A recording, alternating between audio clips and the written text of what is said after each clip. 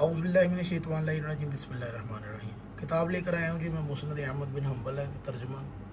میرے پاس جو ایڈیشن ہے صفحہ نمبر 93 ہے، مسند عبداللہ ابن عباس، ٹھیک ہے جی۔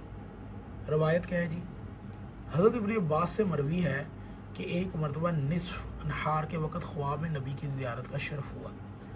ابن عباس روایت کر رہے ہیں جی، نبی صحابی ہیں ابن عباس، وہ انہوں نے نبی کو دیکھا بھی ہوا ہے، انہیں پتہ ہے کہ نبی ہی ہیں۔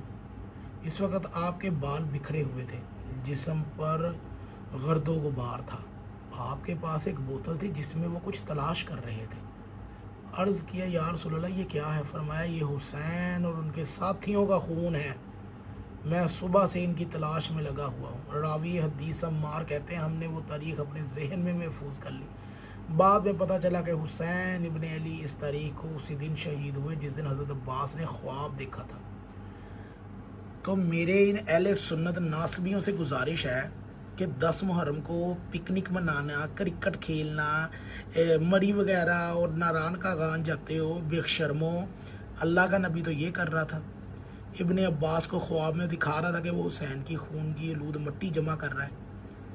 تم لوگ اللہ کے نبی سے اتنا بغض رکھتے ہو، اس کی اولاد سے اتنا بغض رکھتے ہو، ناصبی ہو، یہ کیا ہے؟ اللہ کے نبی کے بال بکھرے تھے 10 محرم کو، ان کی حالت دیکھو کیا تھی۔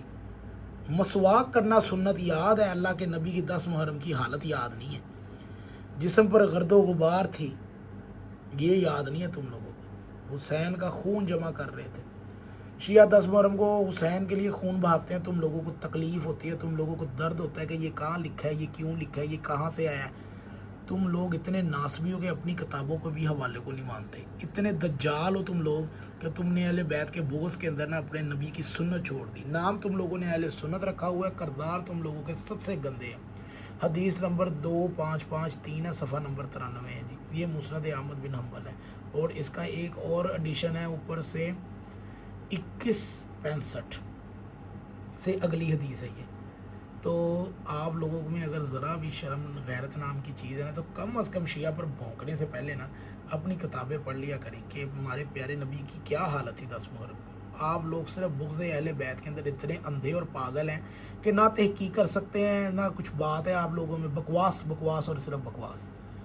تو عاشور پر لوگ عزاداریوں میں مصروف تھے اور آپ بھونک رہے تھے، تو اس لیے آپ لوگوں کے جواب نہیں دیے۔ تو اب عاشورہ گزر چکی ہے، اب آپ لوگ تیار ہو جائیں گے، آپ کی کتابوں میں سے ہم آپ کو کتنا ننگا کریں گے، آپ لوگوں کے ہاں کیا کیا لکھا ہوا ہے سب بتائیں گے، آپ لوگوں نے کیا کیا کالے کرتوت انجام دیے ہیں، اب ہر چیز سے پردہ اٹھے گا۔